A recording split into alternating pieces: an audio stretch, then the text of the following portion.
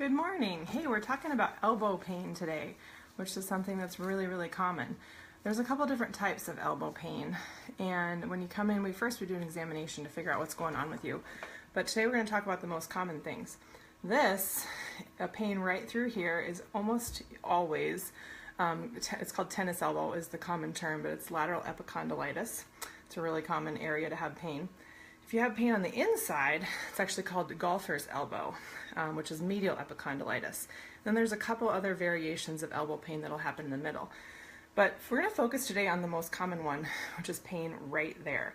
I have not yet seen a case of this from tennis, because tennis is not very common in our small town. What I see this from the most is definitely computer work, and too much computer work. Another common culprit is too much weed pulling. I gave myself a good case of that one year, pulling a whole bunch of dandelions all at once, way too many for way too many hours. So there's lots of different ways you can get it from. Also seen cases from just different types of repetitive stress stuff that people might be doing. So what can you do for that? The first thing we do is have people do some home care things. If it's really flared up, if it's really hot, we do ice. And so an ice pack on that area, 20 minutes on, 20 minutes off, a couple times a day, can be a really helpful thing to calm it down. You of course are going to want to, as much as possible, avoid the activity that was causing the irritation in the first place. What you need to do is really try to take good care of this area for a couple of weeks to get ahead of the inflammation, basically. So I'll have people, basically avoid anything that hurts that area for a couple of weeks. Not forever, just a couple of weeks until we can let your body settle that down and heal it up. So in addition to ice at home, massaging that painful area. I'm going to try to show you here. You're going to want to massage all around this area yourself with your other thumb, and then work all the way down the forearm, especially a little spot right in through here. Lateral epicondylitis, or tennis elbow, comes from an overuse of the wrist extensor muscles. So all of these guys right here have been working too hard. And so you're going to want to massage all the way along here.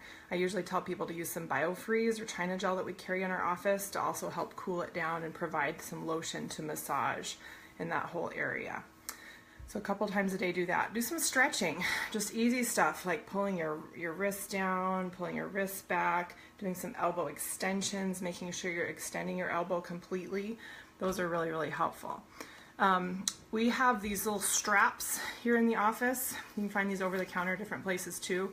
This is not a cure for tennis elbow, but so if I'm treating somebody with tennis elbow from computer use and they have to continue typing on a computer all the time, we will have them wear this while they're doing things that cause pain. So we'll have them strap this on while they're using their arm during the calm it down phase. And if we have a really chronic issue with tennis elbow, we'll have a patient use this anytime they are doing an activity that's going to irritate their tennis elbow. So we also work on some looking at your desk space, like making sure that, using a mouse is the most common irritation for that area.